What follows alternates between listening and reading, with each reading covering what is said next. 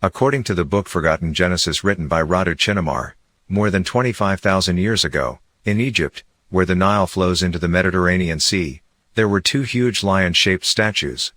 At that time, there was a port city called Helios or Helios in that area.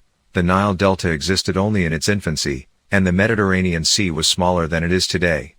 The city of Helios was inhabited by human beings reaching up to 3 to 4 meters in height or even more, alien beings and beings about 2 meters tall or less. The statues, fountains, roofs and columns of the buildings were made of gold. In the central area of the city there was a 70 to 80 meter high obelisk with a huge sphere at the top that shone like the sun even at night, the light emitted having healing properties.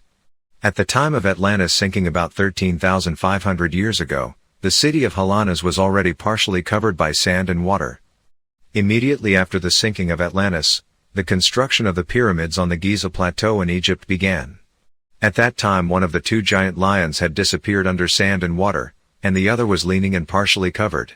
The uncovered water statue was moved by Syrian aliens to the Giza Plateau after the pyramids were built some 13,500 years ago, signifying the emergence of a new spiritual center that originated in Egypt.